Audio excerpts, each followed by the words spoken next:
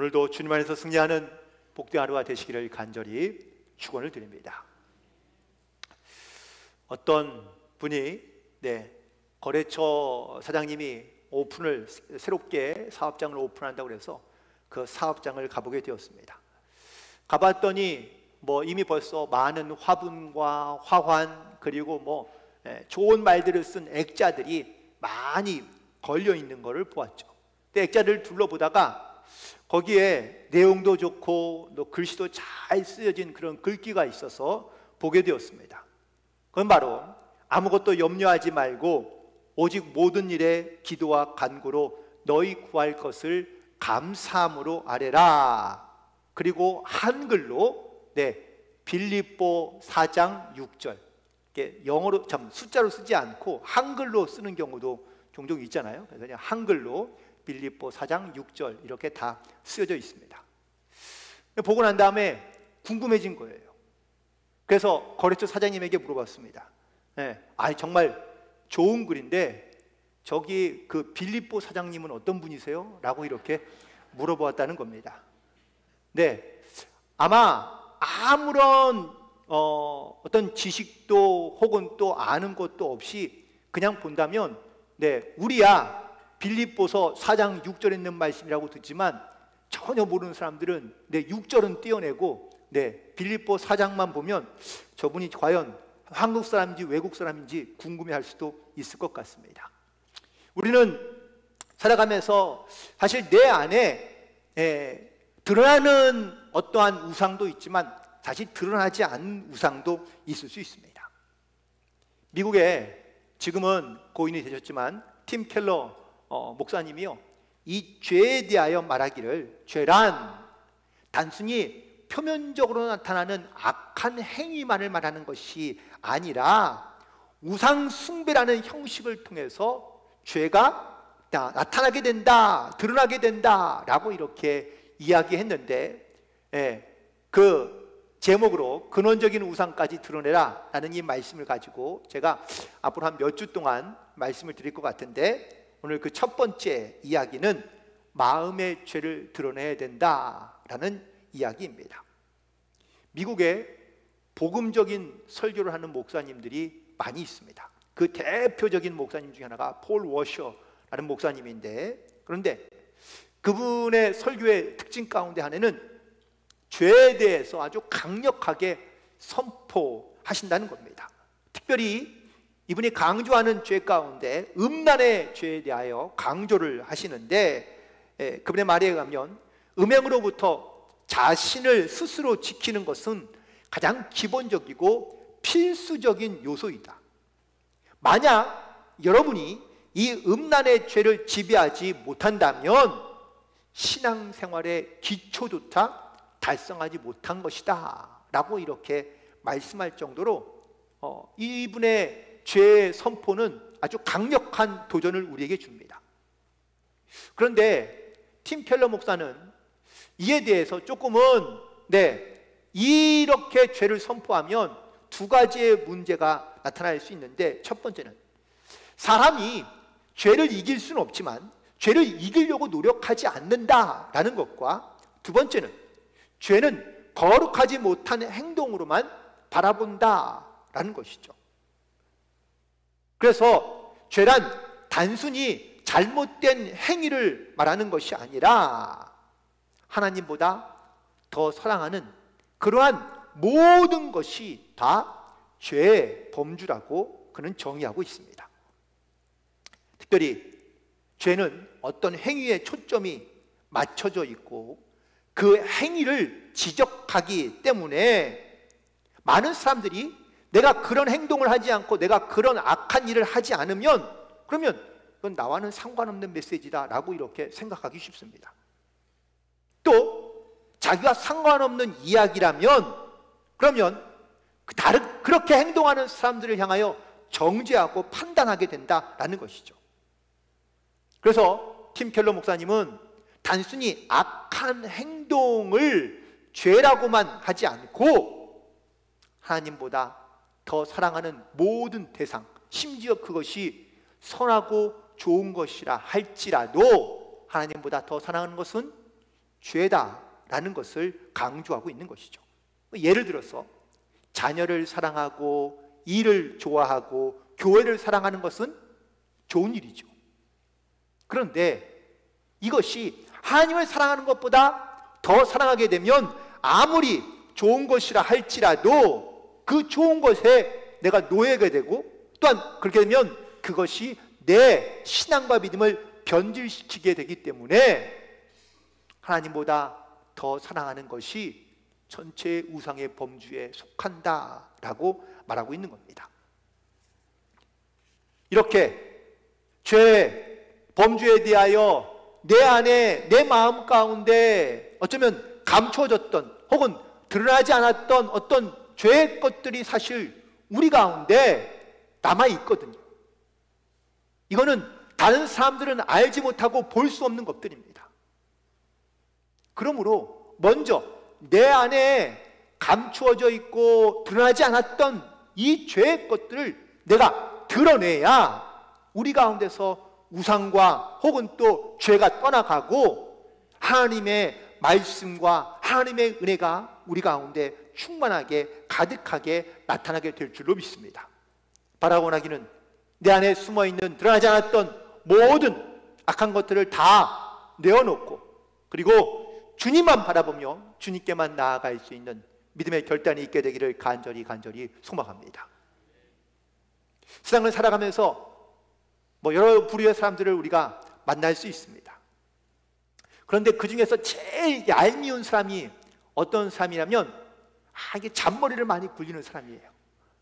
네, 갑자기 옆 사람을 쳐다보면서 이렇게 삐딱하게 보시는 분이 있을 수도 있는데, 보면은 가만히 보면 사람이 정말로 진실하고 성실하고 정직하게 살아가는 것을 우리가 원칙으로 삼고 또 그런 삶을 살기를 원하긴 하지만, 그런데 사람이 살아가면서 눈치를 보지 않고 눈치를 보면서 머리를 굴리면서 살아가는 사람이 있는데, 이런 사람을 보면은 때때로는 그 사람이 지혜로워 보이기도 하고 아니면 그 사람이 훨씬 더 나아 보이기도 하는데, 어느 결정적인 순간에 이르게 되면 큰 낭패나 아니면 어려움을 당하게 되는 것을 보게 됩니다. 오늘 본문에 두 왕이 등장합니다. 한 사람은 북이스라엘의 왕인 아합 왕이라는 사람이고요, 또 한 사람은 남쪽 유다를 다스리고 있는 여호사밧이라는 왕입니다. 물론 이 두 사람 임금의 이름은 여러분들 기억하지 않으셔도 됩니다. 그러나 오늘 말씀 가운데 우리 가운데 주시는 교훈은 반드시 꼭 기억하시길 원하는데, 북쪽에 있는 이 아합 왕은, 이스라엘 왕은 잔머리로 살아가는 사람이에요. 하나님을 믿지 않고, 그리고 자기의 생각, 자기의 지식 혹은 자기의 계획을 가지고 자기 멋대로 살아가는 사람은 바로 아합 왕이고요, 반면에 남쪽에 있는 이 여호사밧 왕은 하나님을 의지하고 하나님을 바라보며 살아가는 사람입니다. 먼저 특별히 이 두 사람에게 나타나는 어떤 오늘 말씀 가운데 공통점은 바로 불순종 그리고 어리석음이라고 말할 수 있는데, 첫 번째 이 아합 왕의 불순종과 어리석음을 말한다면 성경에서는 아합 왕을 이렇게 이야기하고 있습니다. 열왕기상 16장 30절에 보니까 오므리의 아들 아합이 그의 이전 모든 사람보다 여호와 보시기에 악을 더 행하였다라고 기록되어 있습니다. 여러분들, 여기서 우리가 알고 있는 악을 더 행하였다라는 이 말, 악한 행동, 죄를 짓고 혹은 또 죄 가운데 살아가는 것을 의미하고 있긴 하지만, 어떤 죄의 행동만을 말하는 것이 아니라 이 아합은 하나님보다 다른 것을, 세상의 것을 더 많이 사랑하고 또한 하나님보다 세상의 것을 더 많이 의지하며 살아갔던 악한 자였다라는 것을 성경에서 말씀하고 있는 겁니다. 특별히 말씀드린 대로 아합은요, 정말 잔꾀로 살아가는 사람입니다. 그가 왕이 되었는데 이 왕을 이 나라를 평안하게 다스리기 위해서 가장 먼저 한 일이 바로 옆에 있던 나라와 정략적으로 결혼하는 겁니다. 그래서 옆에 시돈이라는 나라의 북쪽에 있는 나라인데, 애가 크고 강하니까 여기에다가 정략적인 결혼해서 아내를 데려옵니다. 그의 아내가 이세벨입니다. 그런데 이 이세벨이 바알의 여사자였거든요. 그래서 그가 와서 뭐 신전을 짓고 신당을 지으니까 이 아합이 아주 재빠르게 하나님을 버리고 이방신을 섬기기 시작합니다. 백성들에게도 강요합니다. 심지어는 하나님을 믿는, 하나님의 말씀을 대언하는 선지자들은 다 잡아다 죽입니다. 그러니 이 땅 그 북이스라엘 가운데 이 하나님의 말씀을 선포하는 사람이 없게 되는 거죠. 또 반대로 아래쪽을 보니까 남쪽에 있는 이 유다 나라가 아주 강해지고 있습니다. 그러니까 그 왕이었던 여호사밧에게 혼인을 하자고 얘기한 거죠. 서도 사돈이 됩니다. 사돈이 되어서 그래서 북쪽에도 남쪽에도 이렇게 강력한 힘을 두고, 그리고 자기는 조금 쉽게 편하게 살려고 한 것이죠. 두 번째 등장하고 있는 이 남유다의 여호사밧 왕은 이렇게 성경에서 소개합니다. 여호사밧이 그의 아버지 아사의 모든 길로 행하며 돌이키지 아니하고 여호와 앞에서 정직히 행하였으나 산당은 패하지 아니하였으며 백성이 아직도 산당에서 제사를 드리며 분향했다라고 기록되어 있는데, 이 여호사밧은 선대인 다윗의 본을 따라, 아버지의 본을 따라 그가 이방 신들의 신당을 없애고 산당을 없애고 하나님의 말씀과 계명대로 살아가기 시작합니다. 그러자 하나님께서 그와 함께 하시고 그에게 부강한 나라와 하나님의 영광으로 너 잘 살게 하신 것이죠. 그런데 이런 그에게 북이스라엘의 왕인 아합이 혼인하자고 연락이 옵니다. 그래서 생각해 보니 북이스라엘과 원래 한 민족이긴 하지만 하나가 되면은 괜찮지 않을까라는 생각이 들어서 혼인 관계를 맺습니다.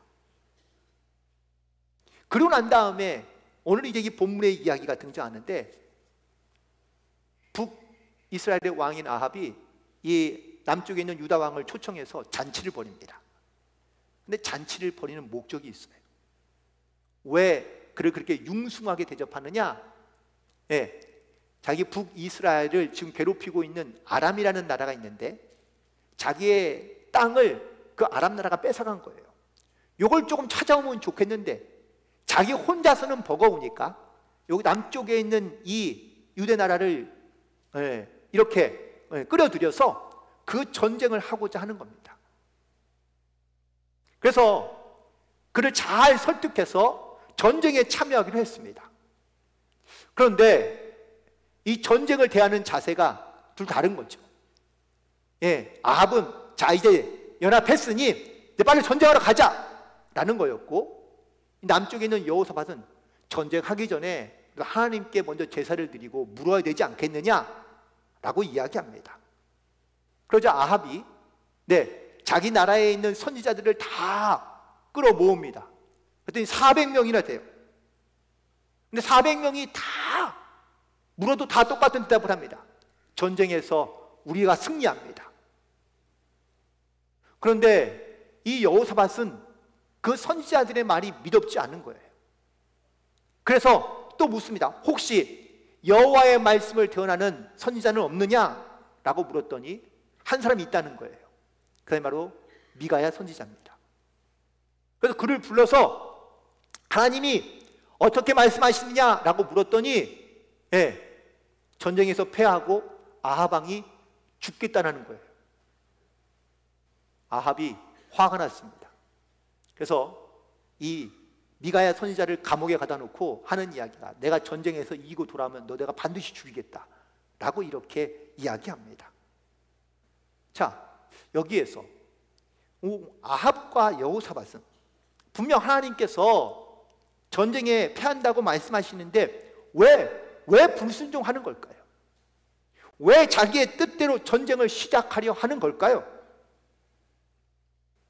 적어도 아합은 워낙 잔머리를 사는 사람이니까 하나님을 의지하지 않고 신뢰하지 않았지만, 그래도 여호사밧은 하나님을 신뢰하는 사람, 하나님을 의지하는 사람인데 왜 그마저도 왜 이렇게 하나님 말씀에 불순종할까? 오늘 말씀을 그래서 묵상해 보니 아합이라는 왕과 가까워지기 시작하면서, 교제하기 시작하면서 그의 영적인 신앙적인 판단력이 흐려지기 시작했다라는 겁니다. 그리고 무엇보다 이 불순종은 결국은 인간이 갖고 있는 가장 어리석은 자의 모습이라고 말씀하고 있는 것인데, 하나님의 말씀을 무시하고 하나님의 말씀에 불순종했던 결국 이 두 사람은 전쟁에서 패하게 됩니다.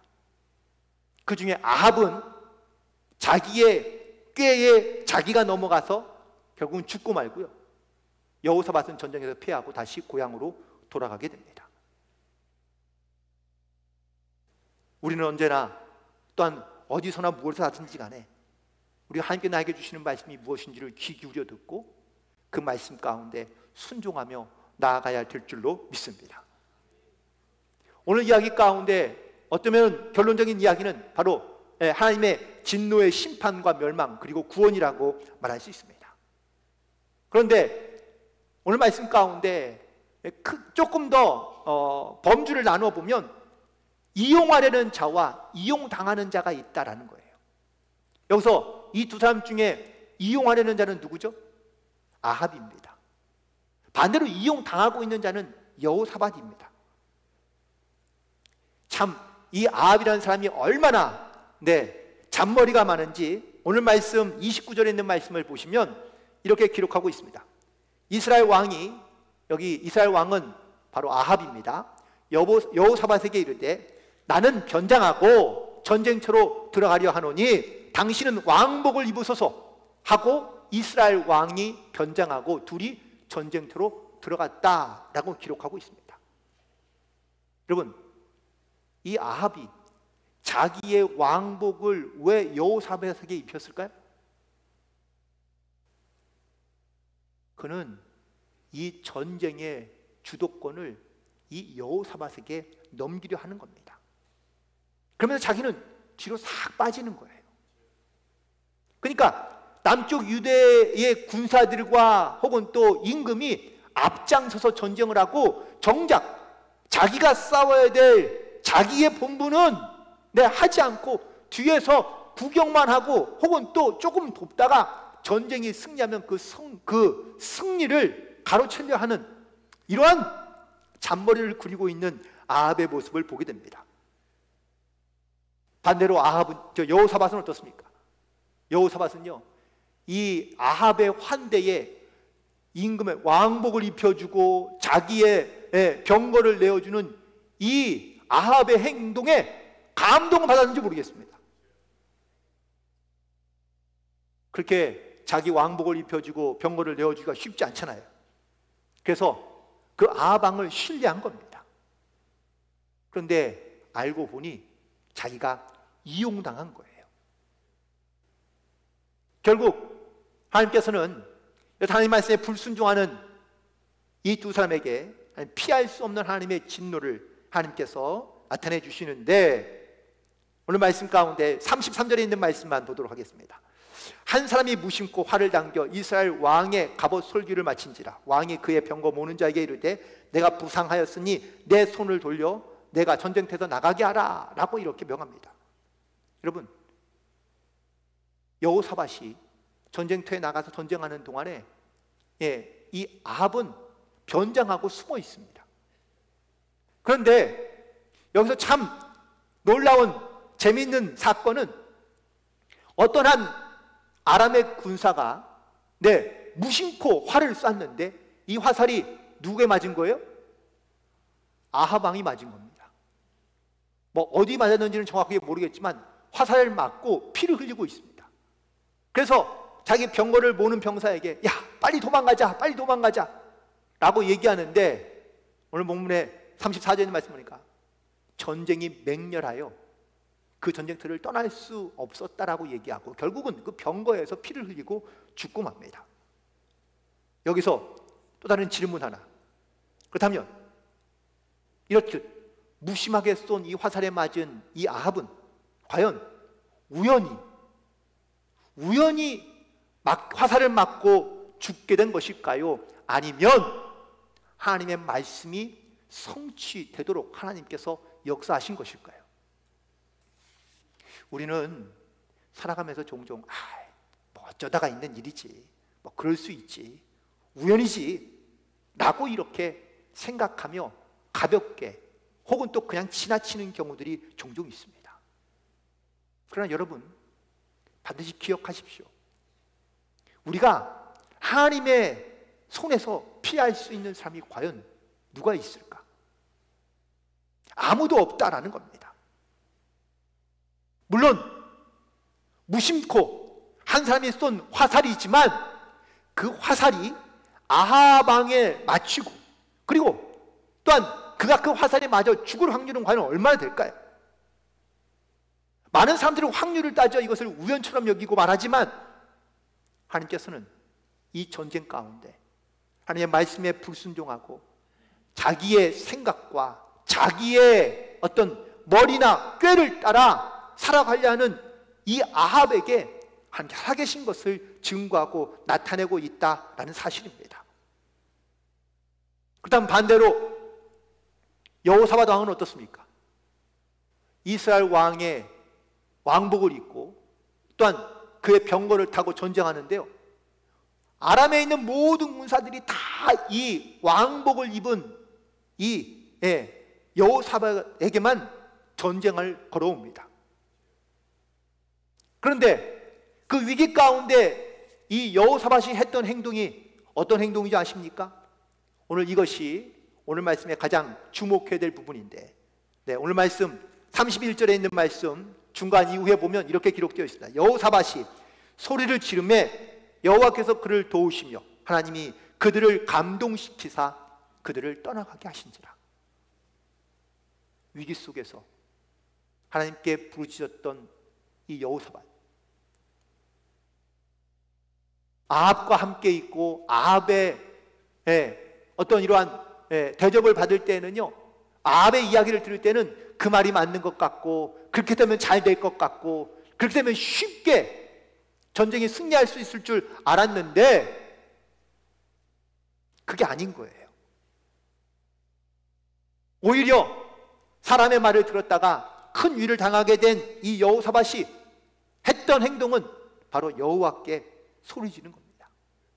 하나님을 찾고 하나님 앞에 부르짖었더니 하나님께서 그를 도우시고, 또한 놀랍게도 그를 죽이려 하러 왔던 아람의 군대들이 이스라엘 왕이 아닌 걸 알고 다 그냥 돌아갑니다. 여러분, 이것도 우연일까요? 물론 우연으로 본다면 우연이라고 말할 수 있지만 결코 우연이 아니라는 것을 말씀하고 있는 겁니다. 그리고 전쟁이 끝나자 아합 왕이 죽자 이스라엘 군대는요 자연스럽게 흩어집니다. 그러니 여호사밧도 이 전쟁을 굳이 할 필요가 없어요. 그래서 여호사밧도 자기 군대를 이끌고 고향인 예루살렘으로 돌아갑니다. 예루살렘에 돌아가고 난 다음에 그가 깨닫게 됩니다. 이 사건 이후 역대하 19장 다음 장 4절에 있는 말씀에 이렇게 기록되어져 있는데, 여호사밧이 예루살렘에 살더니 다시 나가서 브엘세바에서부터 에브라임 산지까지 민간에 두루 다니며 그들을 그들의 조상들의 하나님 여호와께로 돌아오게 했다라고 기록하고 있습니다. 무슨 말입니까? 여호사밧이 예루살렘으로 돌아오고 난 다음에 깨닫게 된 것, 이것이 하나님께서 하시는 일이구나 라는 것을 깨닫고, 여전히 하나님을 믿고 살긴 하지만 자기의 생각, 자기의 어떤 계획대로 살아가는 이스라엘 백성들을 향하여 너희가 다 하나님께로 돌아와야 한다라는 것을 이 여호사밧이 직접 다 돌아다니면서 백성들에게 증거하고 또한 선포하고 있다라는 사실입니다. 아마 아합 왕을 잘 도와서 전쟁에 승리하면 아마 이 여호사밧도 뭐 이런저런 생각과 계획들이 분명히 있었겠죠. 그런데 하나님께서 원하시는 건 그게 아니었던 겁니다. 그가 얻은 것은 비록 승리는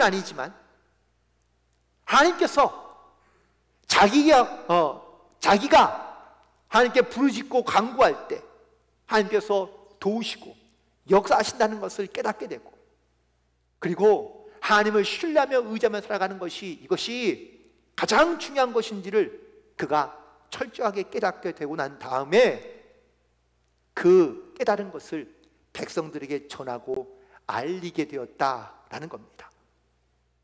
여러분, 우리도 마찬가지입니다. 우리도 내 머리, 내 생각으로 살아가는 경우가 많습니다. 그러다가 우리가 고난을 당하고 어려움을 당하면 우리가 그제서야 하나님을 찾고 하나님을 부르짖는 경우가 많이 있죠. 그런데 왜 우리가 이렇게 자기의 생각, 자기의 어떤 이러한 지식과 경험대로 머리를 굴려서 사실 편하게 더 쉽게 살아가려고 하지만 내 마음대로 내 뜻대로 되지 않는 일들을 만날 때마다 과연 무엇을 깨닫고 계시고 혹은 또 어떻게 고백하고 계십니까? 지금까지 내 노력과 혹은 내 능력으로 모든 것을 다 이루며 살아간 것 같지만 사실은 하나님께서 도우시고 하나님의 은혜로 말미암아 우리가 오늘도 여기까지 살아오고 있는 줄 믿음으로 고백할 수 있게 되기를 간절히 소망합니다. 그리고 여러분들 철저하게 우리가 하나님의 말씀을 듣고 또한 주님의 인도하심을 따라 순종함으로 나아갈 수 있는 저와 여러분 되기를 간절히 소망합니다. 오늘 말씀을 정리하면 자기 꾀로 살아갔던 이 아합 왕은 결국은 자기 꾀에 넘어가 하나님의 진노를 피하지 못하고 그리고 죽음을 맞이하게 됩니다. 여호사밧 왕도 하나님의 말씀에 분수종하며 어리석은 판단과 행동으로 위기를 맞긴 했지만 그는 위기 가운데 하나님을 부르짖고 하나님을 찾았더니 하나님께서 그를 도우시고 또한 그에게 은혜를 베푸사 하나님께서 그를 다시 살아나게 하시고 또한 그의 고향으로 돌아가게 하셨는데 여기까지가 끝이 아니라 돌아간 여호사밧은 이 하나님의 은혜를 많은 백성들 가운데 선포하고 증거하는 삶을 살아가게 된 줄로 믿습니다.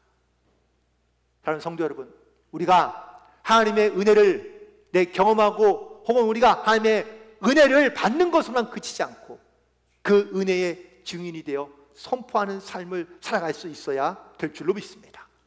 지금도 우리가 주님 앞에 부르짖고 하나님 앞에 간구하며 기도할 때 하나님께서 반드시 도우시고 응답하신다는 것을 믿음으로 고백하며 그리고 내 머리 혹은 내 꾀 혹은 내 생각으로 우리가 이 세상을 살아가는 것이 아니라 주님께 묻고 찾고 구하며 하나님께서 기뻐하시고 원하시는 길을 담대히 살아가는 복된 성도들이 되기를 주님의 이름으로 간절히 축원을 드립니다.